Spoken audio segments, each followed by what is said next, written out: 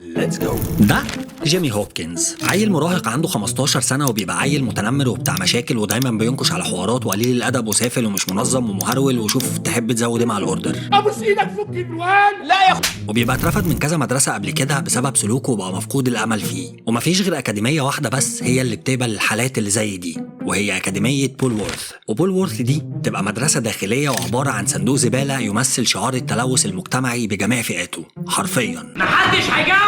وبتبدأ الحكاية بجيمي وهو مع مامته وجوزها في العربية وبيبقوا رايحين يوصلوه على الأكاديمية، وفي السكة بنفهم من كلامها إنها ست مقضياها كل شوية تتجوز واحد شكل وتسافر تتفسح معاه، وبيبقى باين على جيمي إنه مش حابب جوزها ده ومش بالع اللي أمه بتعمله ده أصلا. Suddenly he realizes I can't believe you, you little monster. المهم إنها بتوصله على الأكاديمية وبنعرف إنها هترجع السنة الجاية وعليك خير عشان تاخده، وبتسيبه وبتمشي. وبعدها قدام المدرسة بتستقبله دي ميس دانفرز وبترحب بيه في أول يوم ليه في الأكاديمية، وهو بيبقى في منتهى قلة الذوق معاها لحد ما بتقلب وشها عليه وبتبعته للناظر عشان بيبقى أصلا مستنيه، والناظر ده يبقى دكتور كريبل سنيتش. وبعد ما بيعرفنا بنفسه بيبدأ يقرأ في الملف بتاع جيمي وبيقول له إنه ملف مليان بتاريخ مش حلو خالص مع المدارس اللي كان فيها، وإنه هنا كناظر المدرسة مهمته إنه يطلع طلاب مؤدبين وملتزمين، وبيحذره وبيقول له لو ما مشيتش عدل في الأكاديمية هنا وفكرت تعمل أي حاجة من اللي قريتها في الملف بتاعك ههبشك. وبعدها ميس دانفرز بتاخد جيمي عشان يغير اليونيفورم بتاعه، بس في نفس الوقت ده بنعرف ان اصلا جيمي عارف تاريخ المدرسه دي وان اكبر تجار المخدرات والمجرمين والمحامين الفاسدين المعروفين متخرجين منها. لا لا لا لا لا. وجيمي اصلا بيبقى عارف كل ده بس كان واخد الناظر على قد عقله عشان لسه اول يوم وبيمشي الدنيا. المهم انه اول ما بيبدا يتحرك عشان يجيب اليونيفورم بتاعه بيقابل شله اسمها بوليز، ودول شويه عيال مهمتهم في الحياه انهم يتنمروا على خلق الله في المدرسه، وبيتلموا على جيمي عشان يعملوا له التشريفه وينمروه، بس جيمي بيضرب واحد فيهم اسمه ويد وبيخوفهم منه وبيطلعوا يجروا لحد ما بيجي عيل جرم اسمه راسل، وده يبقى زعيم شله البوليز وبيبقى عايز يضرب جيمي عشان ضرب صاحبه، بس الامن بيجي وبيفركش الليله دي، وبعدها جيمي بيروح عشان يجيب اليونيفورم بتاعه، بس راسل بيبقى شايط عشان معرفش يستفرد بجيمي.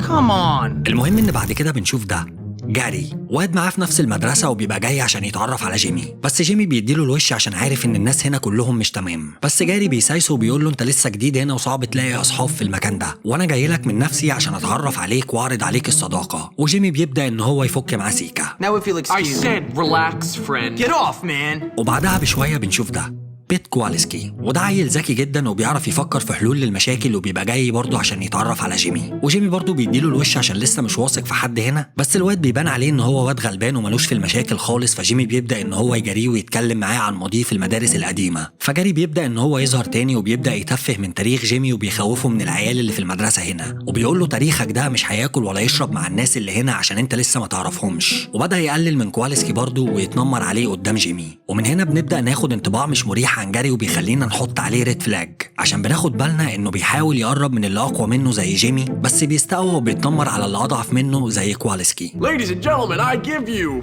Femboy, the girliest boy in school. المهم ان بعد كده جاري بياخد جيمي في جولة في المدرسة عشان يعرفه الدنيا ماشية ازاي، واول ما بينزل بيشوف راسل في وشه وراسل بيبقى عايز يضربه، بس بنعرف ان راسل ده عضلات بس قلب خصاية خالص وسهل ان انت تجيبه سكة، فجيمي بيجيبه سكة وبيتصاحب عليه وبعدها على طول بيسرق اللوكر بتاعه، وبيبقى ما عملش كده من نفسه، جاري اللي بيكون زقه ان هو يعمل كده، وده تاني ريد فلاج لجاري لحد دلوقتي. المهم ان بعد كده في السكة بنشوف بنت بتعيط عشان في عيل سرق الشوكولاتة بتاعتها وبتطلب من جيمي يروح يجيبها لها، فجيمي بيستغل الموقف ده وبيوافق عشان دي بالنسبه له فرصه ان هو يعمل شغف في المدرسه عشان الناس يعرفوا ان هو جامد وبتاع ويبداوا ان هم يعملوا له حساب، وفعلا جيمي بيروح يجيب لها الشوكولاته بتاعتها والدنيا بتبقى تمام. المهم ان بعد كده جاري بيكمل جولته مع جيمي وبيوديه على الكافيتيريا عشان يديله نبذه عن نوعيه الناس اللي موجوده في المدرسه، وهناك بنتعرف على الناس اكتر وبنعرف نوعيه كل شله. اول شله هم النيردز، بيبقوا عيال غلابه ومالهمش في اي حاجه خالص وعلى طول يا اما في المكتبه بيذاكروا يا اما قاعدين مع بعض بيلعبوا العاب ذكاء،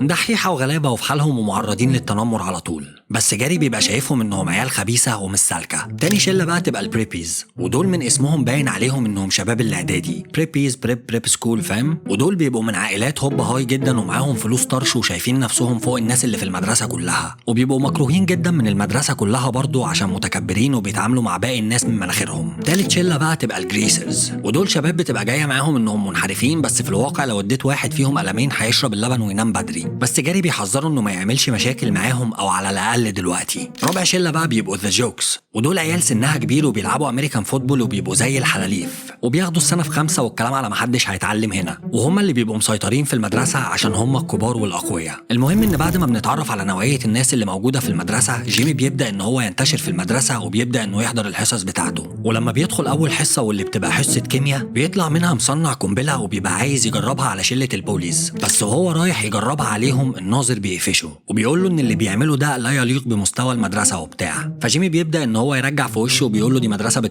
اصلا مليانه متنمرين وصندوق زباله وتاريخ هيقرف، وانت شكلك نايم في البطيخ ومش عارف حاجه يا اسطى. وطبعا مش بيقول له يا اسطى دي هبدا من عندي كده عشان بس ايه اجواء الدراما وكده. المهم ان بعد ما الناظر بيديله الكلمتين وبيسيبه وبيمشي، بنشوف عيل من البوليس واقف وسامع الكلام اللي كان داير بينهم، وبيشتم جيمي عشان مفكر انه بيرشد عليهم للمدير وبيقولوا انهم متنمرين وعيال زباله وبتاع، وبيضربوا بالنبله وبيطلع يجري. بس جيمي مش بيسيبه وبيحصله وبيكسر له عظمه هو واصحابه وبياخد منه النبله بتاعته اللي ضربه بيها. ومن هنا جيمي بيبدا ان هو يتصيط اكتر في المدرسه عشان ضرب العيال المتنمرين اللي محدش قادر عليهم. المهم ان بعد كده بنرجع لجاري وكوالسكي، وبنبدا نعرف نيه جاري وانه عايز يستحوذ على المدرسه، وبيبقى عايز يبقى هو العقل المدبر وجيمي هو اللي ينفذ. وبتبقى خطته انه يزق جيمي يعمل مشاكل مع العيال عشان يفرضوا سيطرتهم على المدرسه. وجاري عشان يكسر جيمي ويجس نبضه بيبدا ان هو يوقعه مع كوالسكي، وبيقول له ان قال عليه ان عيل غبي وجاي من بيت فقير وبتاع. فجيمي بيتعصب عليه وكوالسكي بيحاول يفهم جيمي ان جاري مش بيقول الحقيقه كامله وبيلخبط في الكلام عشان يفهمه غلط، بس جاري بيضربه وبيكدبه عشان يسكته وبياخد جيمي وبيمشي. ومن هنا الريد فلاجز بتاعت جاري كترت قوي، وبنبدا نشك ان هو عيل خبيث ومش سالك ومبدأه فرق تسود، او اللي هو يبعد الناس عن بعضها عشان يعرف يوقعهم في بعض ويتحكم فيهم ويطلع هو اللي كسبان. وبعدها على طول جاري بيستغل جيمي عشان يروح يغلس على الجوكس في التمرين بالنبله بتاعته، واللي بتبقى جزء من خطته اللي عايز يسيطر بيها على المدرسه. المهم ان جيمي سيتو زع في المدرسه لحد ما لحد ما بيبدا يتعرف على ده ألجي، وده عيل من شلة النيردز، وعلى طول البوليس بيغلسوا عليه هو وشلته وبيضربوهم. وبيطلب من جيمي انه يروح معاه يجيب حاجة من اللوكر بتاعه عشان خايف يروح لوحده لحسن البوليس يضربوه. ومن هنا جيمي بدأ انه يشغل دماغه ويعمل المساعدات اللي زي دي مقابل الفلوس. I'll pay you $2. $2? Are you crazy? Make it 5. وفعلا جيمي بيشغل الشغلة وبيساعد الواد ده هو وشلته كلها مقابل الفلوس، وبيتصاحب عليهم كمان عشان شافهم طيبين. وفي كل مرة جيمي يضرب البوليس ويعلم عليهم، شهرته في المدرسة تزيد أكتر وأكتر، وفضل مكمل على هذا الحال ما بين دراسة وحكايات مع البوليس ويساعد النيردز، وفي نفس الوقت بيبقى مع جاري اللي بيستغله. لحد ما بعد كده بنشوف جاري بيكون قاعد متوتر ومش على بعضه. ولو ما قلتلكش، المفروض ان من شوية ألجي كان بيقول لجيمي ان جاري عنده حاجة اسمها سوسيوباث. Just that you're friends with that sociopath Gary. Socio what? Sociopath, it means... Never mind. ودي حالة زي فشل في التواصل كده، بس بيولد وحدة بأفكار شريرة، اللي هو شخصية جاري اللي احنا شايفينها من أول الحكاية، توكسيك يعني. المهم إن جاري في اللحظة دي كان مخطط لحاجة وعايز جيمي ينفذها معاه، بس جيمي بيرد عليه وبيقول له أنا مش عايز أعمل مشاكل تاني في المدرسة عشان دي آخر فرصة ليا في المدارس عامة، ولو اترفدت من هنا مش هلاقي مدرسة تانية تقبلني. فجاري بيبدأ يتعصب عليه وبيقول له يعني أنا بقعد أفكر وأخطط على كبير عشان نسيطر على المدرسة وأنت خايف تقع في مشاكل؟ وبناخد بالنا إن على طول جاري لما بيجي يتكلم عن موضوع السيطرة على المدرسة بالذات بيقول أنا كتير الأول، وبعد كده بيرجع يصلحها ويقول إحنا.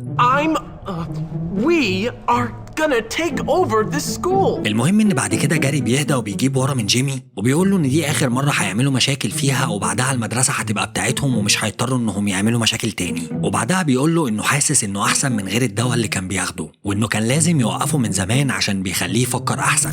المهم ان جيمي بيهاوده وبيروح وراه لحد ما بيوصلوا لمكان اسمه ذا هول، وده مكان بيبقى تحت المدرسه وبيبقى زي حلبة مصارعه سريه الطلبه عاملينه لنفسهم. ومن هنا بيبدا يبان نيه جاري لجيمي وبيبقى عايز يغدر بيه، وبيقول له انا عارف انك بتكرهني وانك عايز تستحوذ على المدرسه لوحدك، وانا كمان عايز استحوذ على المدرسه واسيطر عليها لوحدي ومش هسيبها لك. وبيبقى باين عليه قوي الحقد والغيره من جيمي عشان جيمي بقى اكتر واحد مشهور في المدرسه، وبنعرف انه حطه مع راسل زعيم البوليس، وبنعرف كمان انه كذب على راسل وقال له ان جيمي شتم امه وقال عليها كلام مش تمام. فراسل بيتعصب وبيبدا ان هو يمسك في جيمي والاتنين بيطحنوا بعض، لحد ما في الاخر جيمي بيعرف ان هو يسيطر عليه وبيجيبه الارض. وبعدها جيمي بيزعق لجاري وبيقول له انا صاحبك بتعمل معايا كده ليه؟ فجاري بيبان وسخته اكتر وبيشتمه هو وراسل وبيقول له ان مفيش حد هنا صاحبه ومفيش حد هيسيطر على المدرسه دي غيره وبيسيبهم وبيمشي. وبعدها جيمي بيتكلم مع راسل وبيقول له ان جاري كذب علينا احنا الاتنين عشان يوقعنا مع بعض وانه ما قالش حاجه على مامته وان جاري بيكذب عليه. وجيمي في الاخر بيقول له انه لازم يبطل يستقوى على العيال الضعيفه لان في ناس تانية في المدرسه هنا هي اللي تستحق الضرب.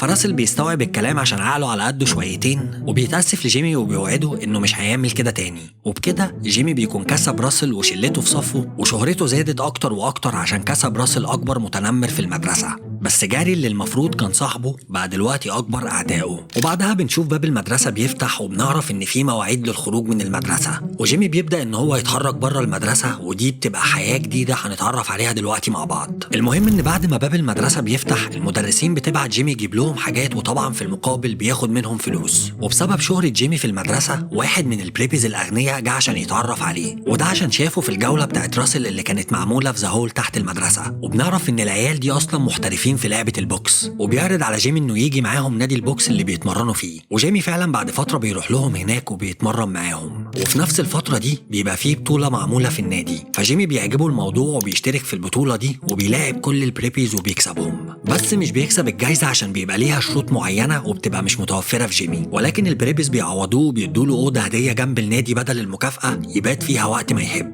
بس قبل البطوله دي على طول كان في مدرس اسمه مستر جالوواي كان بيشرب خمره في المدرسه قدام الطلاب واتقفش من مدرس تاني اسمه مستر هاتريك. وهاتريك بيبقى شافه وهو بيشرب وبيبقى عايز يجيب له رفد من المدرسه عشان ما ينفعش اخلاقيا انه يعمل كده قدام الطلاب. والبريبيز بيبقى مش عاجبهم الكلام ده عشان هم بيحبوا مستر جالوواي ومش عايزينه يترفد من المدرسه. فبعد البطوله دي بيكون وصل لهم خبر بالمشكله اللي مستر جالوواي فيها وبيكلموا جيمي وبيطلبوا منه يساعدهم عشان مستر جالوواي ما يترفدش وجيمي بيوافق. وبعد ما بيتفقوا واحد منهم اسمه تاد بيطلب منه يجيب لهم بيض ويقابلهم عند بيته وفعلا جيمي بيروح يجيب لهم البيض وبيرجع لهم. بس لما بيرجع لهم الكلام معاه بيبقى مختلف خالص. بنشوف تاد وهو بيتهم جيمي انه اتكلم عليه وبيقول ان امه تبقى في نفس الوقت عمته وما اقدرش افسر اكتر من كده عشان الموضوع مقزز بصراحه. المهم ان جيمي بيبرأ نفسه وبيقول له انه ما قالش حاجه عليه ولا على عيلته وان اللي بيحصل بينهم وبين عيلته ده حاجه ما تخصهوش. بس من هنا بتيجي التويستايه وجاري بيظهر تاني وبيكدب جيمي وبنفهم ان جاري هو اللي موقعهم في بعض عشان يعمل لجيمي مشاكل. المهم ان تاد مش بيصدق جيمي وجاري بيفضل يسخن تاد والبريبيز عليه لحد ما جيمي والبريبيز بيمسكوا في بعض وجيمي بيهنهم كلهم وبيجيبهم الارض. وبعدها هم كمان بيبداوا يضايقوه وبيسرقوا منه كاس مسابقه عجل كان جيمي كسبه وجيمي بيروح يهنهم تاني وبيرجع الكاس بتاعه. وبيفضلوا يضايقوا في بعض كتير وراسل كمان بيضم على جيمي وبيساعده لحد ما في الاخر بتهب مع جيمي انه عايز يسيطر على شله البريبيز ويبقى الزعيم بتاعهم. وكواليسكي بيرشح له انه يدخل لهم من الباب بتاعهم وينزل ماتش بوكس مع واحد فيهم اسمه بيف. وبيف ده المفروض انه اقوى ملاكم فيهم ولو كسبه هيبقى رسميا الزعيم بتاعهم. فجيمي بتعجبه الفكره ديت وفعلا بياخد بعضه وبيروح على نادي الملاكمه عشان يلاعب بيف وبيلعبوا الماتش هناك وجيمي بيبهدل بيف وبيكسبه والمفروض ان هو كده بقى رسميا زعيم العصابه بتاعتهم. بس بيظهر منهم عيل تاني اسمه ديربي وبيبقى مش عاجبه الكلام ده فبيسخن الشله كلها عليه وبيحاولوا يتكاتروا كلهم على جيمي عشان يضربوه. بس جيمي بيرد عليهم وبيقفل الباب وعينك ما تشوف الا النور. بيضربهم كلهم وبيسيطر عليهم وبيجيب ديربي الارض وبيهينه. ومن هنا جيمي بقى رسميا زعيم شله البريبيز وهو الكبير بتاعهم. وبكده جيمي بيكون اتصاحب على شله البوليز ومنعهم يتنمروا على النيردز وضم راسل عليه وفي نفس الوقت بقى زعيم شله البريبيز الاغنياء. That's right, me. المهم ان بعد كده جيمي بيقابل ده جوني زعيم شله الجريسرز في المدرسه وجوني ده يبقى مصاحب واحده اسمها لولا وهي لولا خالص الصراحه مقضيها مع كل واحد شويه وبتبقى بتخون جوني مع عيل من البريبيز اسمه جورد وجوني بيبقى عايز ينتقم منه يا سيمبي يا ابن الكلب. المهم انه بيبقى عايز جيمي يساعده انه يجيب له دليل ان لولا دي ماشيه مع الواد اللي اسمه جورد وبيبقى عايزه يستدرج له جورد ده في مكان مقطوع عشان يضربه وجيمي فعلا بيروح وبينفذ بس ده هيوقعه في مشاكل مع شله البريبيز عشان المفروض هو الزعيم بتاعهم. وفعلا كلهم بيحملوا جيمي المسؤوليه وبيقولوا له انه لازم يرد لهم هيبتهم عشان هو السبب ان كرامتهم تتهان. فجيمي بيزهق من التهزيق اللي عمال ياكله وبيسخن وبيروح المكان اللي بيتجمعوا فيه الجريسرز وبيمسح الجرافيتي والرسومات بتاعتهم من على الحيطه وبيزنوهم كلهم في اوضه الاركيد وبيكسر عظمهم. وبكده بيكون رد هيبة البريبس تاني. بس الحكاية ما بتنتهيش هنا عشان لولا دي شمال وخرباها خالص الصراحة. بتبقى مصاحبة جوني من الجريسرز وبتبقى مصاحبة كذا عيل، مش عيل واحد لا كذا عيل من البريبيز عشان بتاخد منهم فلوس عشان هم عيال أغنياء، وفي نفس الوقت بتبقى مصاحبة ألجي النيرد ده عشان بيكتب لها الواجب بتاعها. لا يعني فبرخص. وطبعا كلهم بيمسكوا في بعض والموضوع بيكبر لحد ما في الآخر بترسى على تحدي سباق عجل واللي يكسبه لولا تبقى بتاعته. وفعلا بيروحوا يبدأوا السباق وجيمي طبعا هو اللي بيكسب، ومبروك عليك يا جيمي بقت العصر الجديد. بس جوني عشان بيحب لولا بجد وبتاع فبيبقى مش حالل ومش عايز يخلصها مع جيمي، وبيجمع كل الجريسرز عشان يحفلوا على جيمي. بس جيمي بيروق عليهم كلهم وبيجيب جوني الارض لحد ما جوني بيعترف انه خسر وبيقول له خد لولا ومش عايزها خالص. بس جيمي بيقول له انا مش سمب زيك يا اسطى ومش فارق معايا لولا ولا غيرها خليها لك، وبيسيطر عليه وعلى شلته وبيفرض نفسه عليهم وبيبقى الزعيم بتاعهم. لا راجل يا جيمي ظلمتك من شويه معلش. المهم ان جيمي بيبقى محتاج مساعده ألجي من النيردز عشان عنده خطه يقدر يسيطر بيها على شله ذا جوكس الاقوياء بيها، بس ألجي بيرفض يساعده وبيسيبه وبيمشي. فجيمي بيروح لواحد اسمه إرنست، وإرنست ده المفروض ان هو الزعيم بتاع النيردز، ولما بيروح له بيهينه وبيسيطر عليه وبيبقى رسميا الزعيم بتاع شله النيردز كمان. وبعد ما بيسيطر عليه بيعرض عليه انهم يحطوا ايديهم في ايدين بعض عشان هدفهم دلوقتي واحد، وهو انهم يعلموا على شله ذا جوكس الاقوياء عشان يسيطر على المدرسه كلها ويمنع التنمر خالص عشان ده هدفه الاول. وفعلا بيشتغلوا مع بعض وبيعملوا خطه يضايقوا بيها ذا جوكس لحد ما في الاخر جيمي في يوم الماتش بتاعهم بيعمل فيهم مقالب وبرضه بيجيبهم الارض وبيهينهم وبيسيطر عليهم. I'm king of the school! Oh, you beat them all in front of everybody! Thanks for your help, Petey! وبكده جيمي بقى رسميا هو زعيم المدرسة وهو اللي مسيطر عليها كلها، وكل الناس بقت حواليه وبيحبوه وبيسمعوا كلامه، وقضى على موضوع التنمر اللي كان بيحصل في المدرسة تماما. وجيمي من بعد ما بقى مشهور في المدرسة كلها حب ان هو يطلع صيته بره المدرسة وراح رسم على مبنى إدارة المدينة عشان المدينة كلها تعرفه. بس في الفترة اللي جيمي بقى فيها زعيم المدرسة بدأت تظهر مشاكل كتير والناس بدأت تلوم جيمي عليها عشان هو الزعيم. وأول مشكلة ظهرت في المكتبة مع النيردز، فران كتير ظهرت جواها والنيردز بيبقوا خايفين يدخلوا، وبيبقوا خايفين عشان المفروض المكتبة أأمن مكان ليهم، وبيقولوا لجيمي إنه لازم يموت الفران دي عشان هو الزعيم. Did you piss yourself again, Algie? وجيمي فعلا بيساعدهم وبيدخل المكتبة وبيقدلهم على الفران. وبعدها بنكتشف إن مستر باتريك اللي كان عامل شريف عشان شاف مستر جالوين بيشرب خمرة طلع أصلا بيبيع الامتحانات قبل ما تنزل للطلاب الأغنياء، وجيمي مش بيعجبه الكلام ده عشان كده بيبقى منافق وبيراقبه وبيصوره وهو بيبيع الامتحانات لديربي من البريبيز، وبيروح يوري الصور للمدير وبيقول له إنه بيبيع الامتحانات، ومستر باتريك بيترفض. You're fired.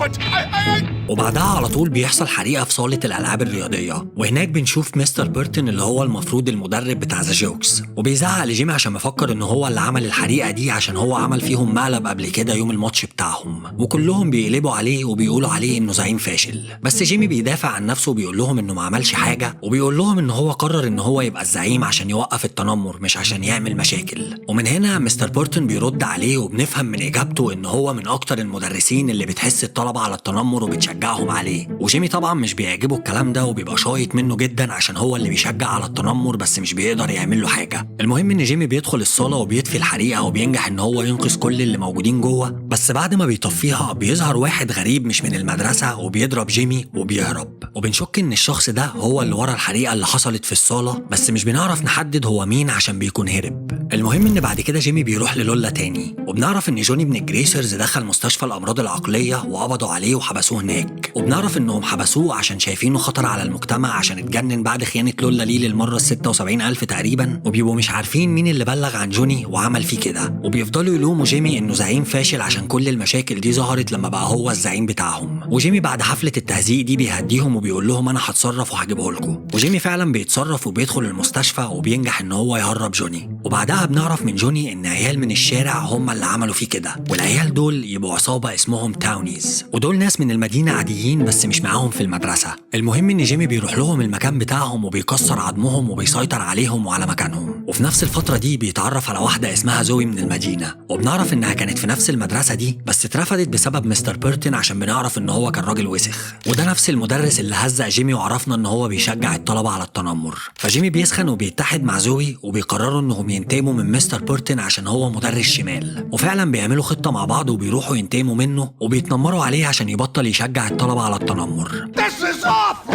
المهم ان بعد كده بنروح لديربي من البريبيز وبنعرف ان جوائز الملاكمه اللي كسبوها في مسيرتهم كلها اتسرقت وبيفضلوا يتهموا جيمي ان هو اللي سرقها وجيمي طبعا بيدافع عن نفسه عشان ما سرقش حاجه وفي الاخر البريبيز بيتهموا الجريسرز انهم هم اللي عملوا كده عشان على طول بيغيروا منهم وبيحقدوا عليهم بس جيمي بيهزقهم وبيديهم على دماغهم وبيقول لهم انهم مكروهين من المدرسه كلها مش من الجريسرز بس عشان هم متكبرين وبيقول لهم ان محدش هيروح في حته وان هو اللي هيروح يتكلم مع الجريسرز لوحده عشان ممكن يكونوا مش هم اللي عملوها وفعلا جيمي بياخد بعضه وبيروح للجريسرز وبيقول لهم على موضوع الجوائز بتاعه البريبيز لو كانوا سرقوها فبيقولوا له انهم ما يعرفوش حاجه عن الجوائز دي وانهم مش مهتمين اصلا بالبريبيز من بعد حوار جيمي ومستشفى المجانين اللي هو دخلها دي وبيقولوا له برضه انهم مش عايزين يتكلموا معاه تاني ومش عايزين يعرفوه ودي اوامر من جوني يعني مش عايزينه يبقى الزعيم بتاعهم تاني من الاخر وهم كلهم رافضينه فجيمي في الاخر بيحط عليهم بالكلام وبيهزقهم وبيسيبهم وبيمشي وبعد ما بيسيبهم وبيمشي بيبقى شاكك ان التاونيز هم اللي ممكن يكونوا سرقوا الجوائز بتاعه البريبيز وبيبدا ان هو يراقب التاونيز دول وفعلا شكه بيبقى في محله ومن هنا بنكتشف ان التاونيز هم اللي سرقوا الجوائز بتاعه البريبيز وبنكتشف برضو ان هم اللي كانوا ورا موضوع الفيران اللي انتشرت في المكتبه